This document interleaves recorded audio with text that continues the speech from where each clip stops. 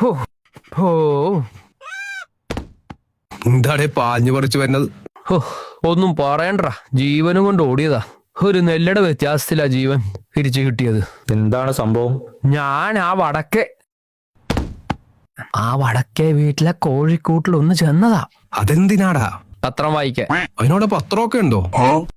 ഈയിടെ മോറ ആ കൂട്ടിലെ പെടകൾ ഒറ്റയ്ക്കല്ലേ, എന്തെങ്കിലും കൈസഹായം വേണോന്നറിയാൻ ചെന്നതാ. അതിനവിടെ പോവാനില്ലേടാ. അവനുണ്ട്, ഞാൻ പോവുക. എടാ, അവൻ രാവിലെ ചിക്കി ചെകയാൻ പോവും, ഉച്ചക്കേ വരും. ആ സമയം എന്തെങ്കിലും ആവശ്യം ആ പാവങ്ങൾക്ക് വന്നാലോ? സ്വാഭാവികം. എന്നിട്ട് ഞാൻ അങ്ങോട്ട് കേറിയതും ആ വീട്ടിൽ അവരുടെ ആ ഗൾഫിലുള്ള കെട്ടിയോനില്ലേ, പല്ല് തേക്കാനായിട്ട് പുറത്തേക്ക് വരുന്നടാ. എന്റെ മുട്ട് നെഞ്ചത്തിരിക്കണ സ്പീഡിൽ ഒരു ഒറ്റ ഓട്ടം വെച്ച് കൊടുത്തു ഞാൻ. അതിന് നീ ഓർഡർ എന്തിനാടാ? അയാൾക്കറിയാൻ പാടില്ലല്ലോ നീ അവിടത്തെ വീട്ടിലാണോ ഇവിടത്തെ വീട്ടിലാണോ എന്ന്.